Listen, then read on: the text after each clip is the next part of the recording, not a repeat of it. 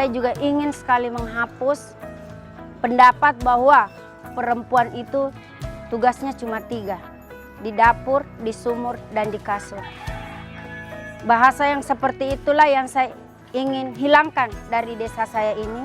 Akhirnya saya mengajak ibu-ibu untuk belajar sekolah buta aksara. Misalnya saya mendapatkan pilihan atau saya akan diberikan jabatan lebih daripada yang saya sudah laksanakan di desa ini, kayaknya saya belum bisa menerima. Saya masih tetap memilih desa saya ini karena saya sudah merasa menyatu dengan masyarakat di sini dan saya juga melihat bahwa memang masyarakat masih membutuhkan saya.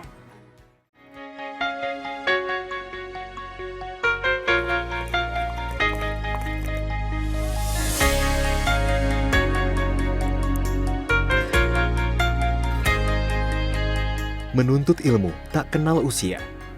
Prinsip itulah yang mendorong para ibu desa Pitusunggu, Kecamatan Makrang, Kabupaten Pangkajene dan Kepulauan Sulawesi Selatan bergabung dalam sekolah buta aksara. Adalah Nurhayati, sosok pendobrak tradisi perempuan pesisir di desanya. Ia mendobrak kepercayaan bahwa perempuan tak perlu pendidikan dengan menggagas program pemberantasan buta aksara. Siap nih Mas sekolah? Oh iya. Ibu-ibu, sekarang kita belajar membaca ya. Coba tulis ini. Tapi tak hanya membuat perempuan bisa membaca dan menulis, Kepala Desa Pitusunggu ini juga berhasil membuat para perempuan terampil menambah penghasilan keluarga. Karena kita menggunakan bahasa Indonesia ini tidak boleh lagi dipakai, harus cuma sampai huruf. Bahkan sebelum menjadi kepala desa, ia sudah berhasil mewujudkan proyek infrastruktur di sana. Menjadi kepala desa di sana memang banyak yang harus didobrak. Bacanya? Dari kepercayaan perempuan tak perlu bersekolah sampai soal kesejahteraan dan infrastruktur. Keberhasilan ini yang membuatnya mendapat sejumlah penghargaan. Kalau yang ini kayaknya ini huruf A. Harus cuma sampai huruf E. Kegiatan belajar baca tulis ini digelar setiap Sabtu dan Minggu sejak 2009. Bacanya? Bagus, berarti Halimah sudah pintar. Berkat kegigihannya mengentaskan buta aksara, kini telah banyak perempuan yang terampil membaca dan menulis di desa ini. Salah satu peserta adalah Murniati, yang usianya sudah genap 46 tahun. Dengan tekun ia mengejar ketertinggalannya, mengikuti kelas membaca dan menulis 2 kali seminggu.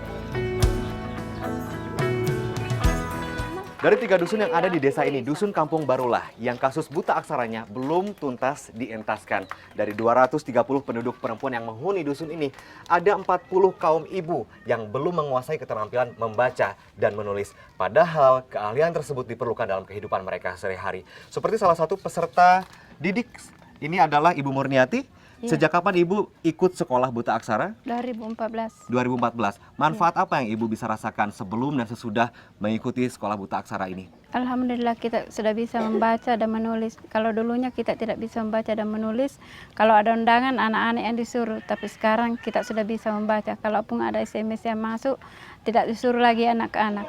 Karena kita sendiri yang membaca dan menulis. Hal kecil berdampak sangat besar untuk kaum perempuan di desa ini. Dengan membaca dan menulis, mereka bisa berkomunikasi lebih baik.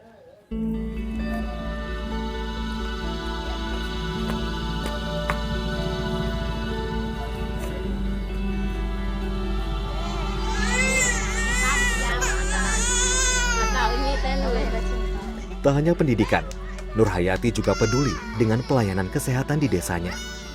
Bersama kelompok wanita Makfirah yang didirikannya tahun 2007, Nurhayati aktif dalam kegiatan pos pelayanan terpadu atau posyandu bagi anak usia 0 hingga 5 tahun.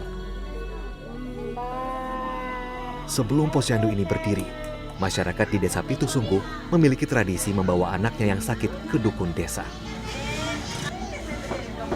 Awalnya, keberadaan posyandu ditolak warga, terutama oleh para suami. Mendapatkan banyak kendala, utamanya dari orang-orang tua yang mempunyai keyakinan bahwa apabila anaknya ditimbang atau diberikan obat imunisasi oleh bidan atau petugas kesehatan, itu akan membawa penyakit. Satu persatu permasalahan yang muncul di desanya dapat teratasi. Terobosan demi terobosan ia lakukan untuk meningkatkan kesejahteraan warganya. Salah satunya dengan mengajak para ibu membudidayakan ikan bandeng di tambak.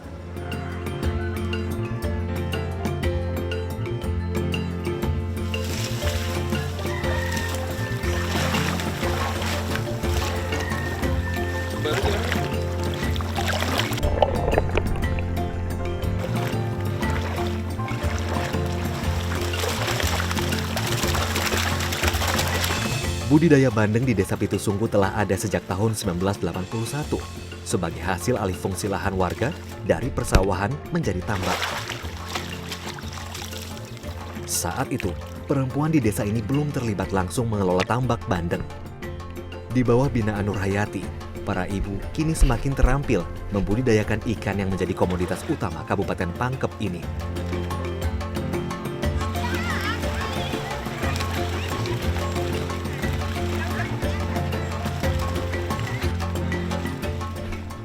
Kami punya beberapa cara untuk mendampingi kelompok-kelompok perempuan yang mempunyai tambak di sini.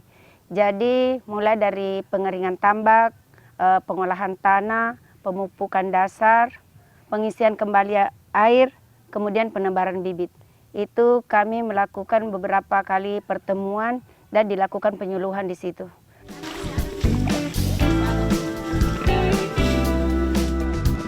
Selain menjual ikan bandeng segar, Nur Hayati juga menggagas produk olahan bandeng. Salah satu produk yang diminati konsumen adalah abon bandeng. Setiap kemasan abon bandeng seberat 100 gram dijual seharga Rp12.000. Pundi-pundi sebagai tambahan penghasilan keluarga pun berhasil dikumpulkan oleh para ibu di desa ini.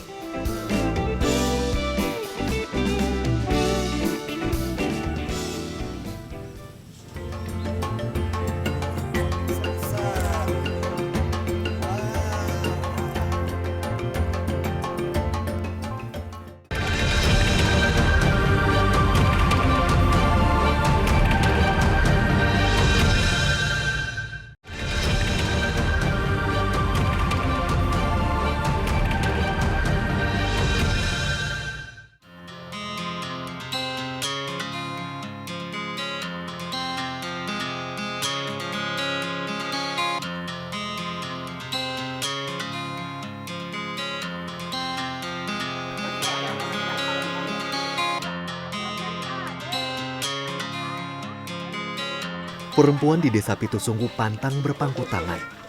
Mereka semakin sadar bahwa perannya sangat penting dalam menopang perekonomian keluarga. Bak merajut asa, wanita-wanita tangguh ini merajut benang nilon untuk dijadikan jaring penangkap rajungan.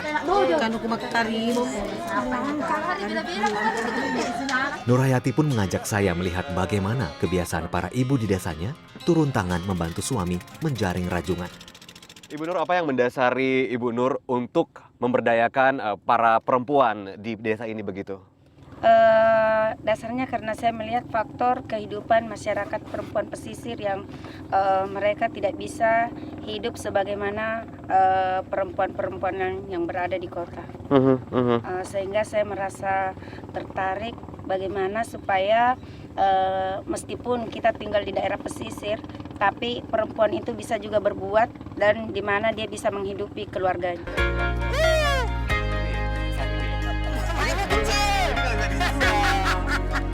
Jaring sepanjang 100 meter milik Hatika dan suaminya ini kami tarik sedikit demi sedikit.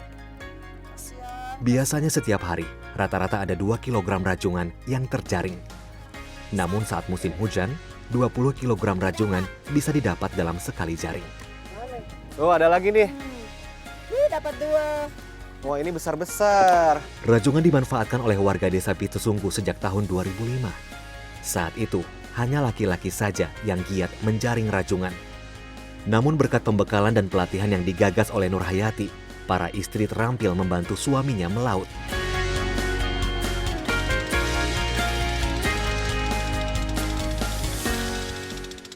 Ibu, sejak kapan para perempuan pesisir ini turut membantu para suami ataupun laki-laki di desa ini menangkap rajungan begitu? Mereka turut ambil andil pada tahun 2008. Alasannya kenapa para perempuan diberdayakan? Karena melihat dari faktor kebutuhan tenaga kerja dan juga kebutuhan ekonomi, di mana kalau kita perempuan tidak ikut terlibat, berarti para suami itu harus mengambil tenaga kerja lain lagi, dan itu memerlukan biaya lagi untuk upahnya. Daripada mengupah orang lain, lebih baik bersama istri, kaum ibu diberdayakan juga bekerja membantu suami begitu. Iya.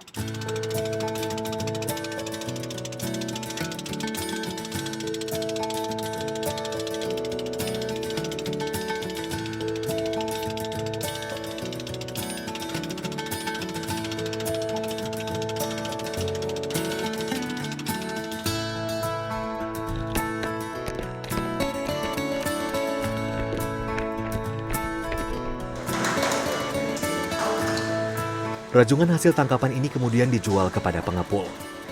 Untuk meningkatkan nilai jualnya, daging rajungan dipisahkan dari cangkangnya. Harga jualnya bisa mencapai Rp400.000 per kilogram. Daging rajungan segar dari desa ini tak hanya dipasarkan di wilayah Pangkep, tapi sudah melanglang buana hingga India, Jepang, sampai Australia.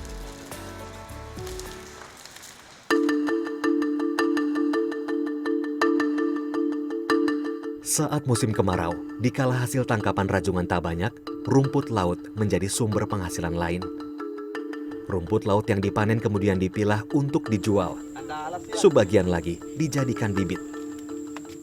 Nilai jual komoditas desa Pitusunggu ini semakin bertambah setelah para ibu mengolah rumput laut menjadi berbagai produk olahan.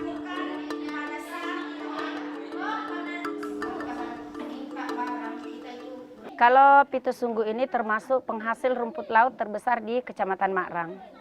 Dan nilai jualnya itu kalau kering mulai dari 7.200 sampai 7.500. Dan untuk meningkatkan penghasilan kaum perempuan yang ada di desa Pitusunggu ini, kami berupaya mengolah rumput laut tadi ini menjadi olahan seperti sirup, dodol, dan aneka makanan ringan.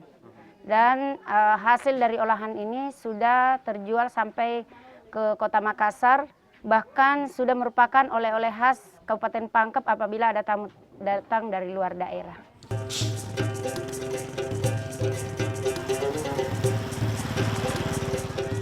Desa Pitusunggu memiliki 3 dusun yang dihuni oleh 535 kepala keluarga. Di antaranya Dusun Bontosunggu, Kampung Baru, dan Pungkalawaki. Mewujudkan masyarakat yang sejahtera adalah cita-cita terbesar Nur Hayati. Baginya, kaum ibu berperan penting dalam meningkatkan kesejahteraan keluarga. Melalui Koperasi Wanita Makfirah yang didirikannya pada 2011, Nur Hayati menghimpun hasil penjualan produk olahan kelompok wanita di desanya. Setiap keuntungan yang dikumpulkan dibagikannya secara merata kepada para anggota. Untuk menambah modal usaha. Keberadaan koperasi simpan pinjam ini juga mampu mendorong pertumbuhan ekonomi masyarakat. Ya, sebelum adanya koperasi di desa ini, kita sangat kesulitan sebagai ibu-ibu untuk menambah perekonomian keluarga. Kita sangat sulit mendapat pinjaman. Sedangkan banyak tempat untuk mendapatkan pinjaman, tapi bunganya terlalu tinggi. Dan kita sangat bersyukur dengan adanya koperasi di desa ini, kita bisa mendapatkan pinjaman dari desa dengan menambah usaha, yaitu menjual kain.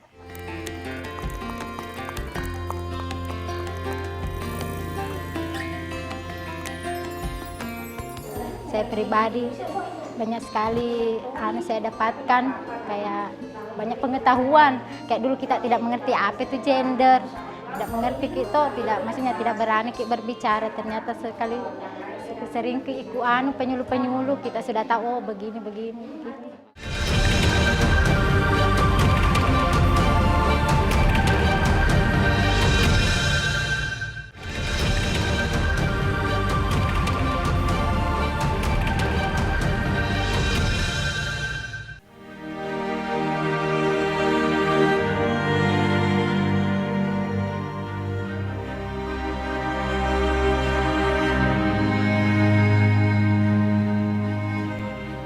Sejak kedatangannya di Desa Pitusunggu tahun 1987, Nur Hayati tak hanya terbilang sukses membawa kaum perempuan untuk setara dengan laki-laki. ia juga berhasil meningkatkan kesejahteraan warganya.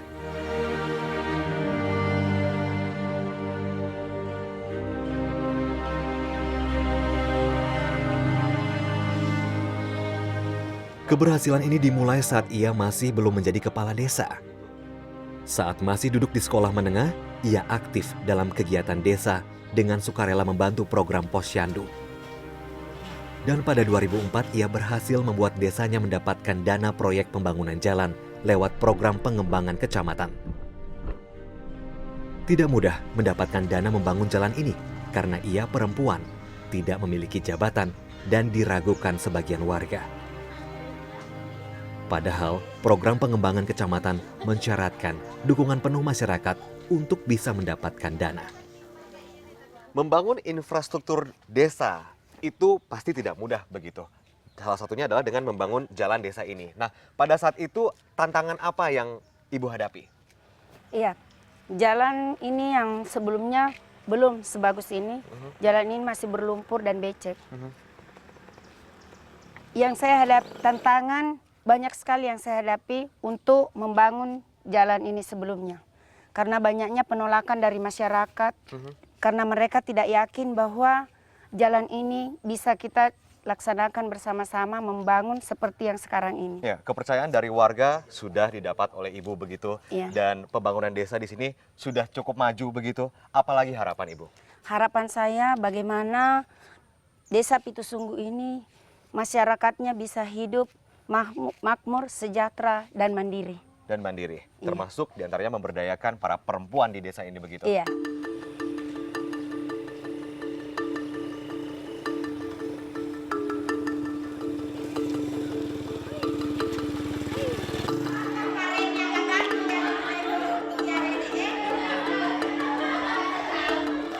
Keberhasilannya mewujudkan proyek infrastruktur desa menarik simpati warga. Pada 2007, Nur Hayati menjadi kepala desa wanita pertama yang dipilih oleh warga secara langsung. Hingga kini, setelah 2 periode kepemimpinan Nur Hayati, wajah desa Pitusunggu telah banyak berubah. Berbagai terobosan ia lakukan demi meningkatkan taraf hidup masyarakat. Bahkan setelah kelompok wanita Makfirah yang digagasnya terbilang sukses, kini banyak kelompok-kelompok wanita lain bermunculan guna meningkatkan peran serta para perempuan dalam membangun desa. Saya pribadi banyak sekali saya dapatkan, kayak banyak pengetahuan. Kayak dulu kita tidak mengerti apa itu gender, tidak mengerti kita, maksudnya tidak berani berbicara. Ternyata sering ikut penyuluh-penyuluh, kita sudah tahu oh begini. Gitu. Saya sangat berterima kasih kepada Ibu Nur Hayati karena bantuannya kita bisa berhasil seperti ini, seperti sekarang bisa maju.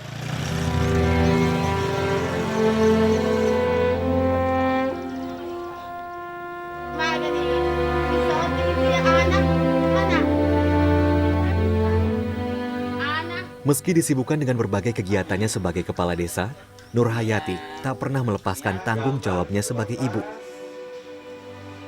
Di rumah inilah ia tinggal bersama suami dan 2 anaknya yang berusia 4 dan 16 tahun. Sementara 2 anaknya yang lain tengah menuntut ilmu di perguruan tinggi di Makassar. Nur Hayati sendiri lahir di Makassar pada 4 Maret 1972. Ia tumbuh dan dibesarkan di Jayapura, Papua. Pada usia 16 tahun, ia kembali ke tanah kelahiran ayahnya, Desa Pitusunggu. Selama bertahun-tahun, ia membangun kepercayaan diri kaum perempuan agar senantiasa aktif mengeluarkan pendapat dan berperan serta dalam meningkatkan kesejahteraan masyarakat. Nur Hayati selalu memegang nasihat dari sang ibu. Menjadi seorang perempuan janganlah banyak mengeluh, karena mengeluh tidak akan menyelesaikan masalah. Atas keberhasilannya memberdayakan kaum perempuan, pada tahun 2012, ia mendapatkan penghargaan khusus dari Bupati Pangkep sebagai pelopor perempuan pesisir dan menjadi 1 dari 3 finalis Anugerah Saparina Sadli 2014. Satu lagi sini. Di saat Nur Hayati berjuang memajukan kaum perempuan di desanya, sang suami terus memberikan dukungan dan rela berbagi peran dalam urusan rumah tangga. Saya mendukung penuh apa-apa yang mau dilakukan sama ibu sepanjang itu benar apalagi kalau untuk orang banyak. Kalau rasa cinta sih untuk mengatakannya itu mungkin saya tidak bisa mengukur sampai sebesar apa. Ya. Kenapa? Yang jelasnya saya itu berupaya bagaimana semasa hidup saya selalu bersama-sama dengan ibu. Seperti itu. Kalau misalnya saya mendapatkan pilihan atau saya akan diberikan jabatan lebih daripada yang saya sudah laksanakan di desa ini, kayaknya saya belum bisa menerima. Saya masih tetap memilih desa saya ini karena saya sudah merasa menyatu dengan masyarakat di sini dan saya juga melihat bahwa memang masyarakat masih membutuhkan saya. Nur Hayati tak pernah membayangkan dirinya mampu mendobrak tradisi perempuan pesisir. Dengan segala kerendahan hati, ia setia melayani orang-orang di sekitarnya. Kalau yang ini kayaknya ini huruf A. Impiannya sederhana. Kelak, tak ada lagi perempuan di desanya yang dipandang sebelah mata. Anak pintar.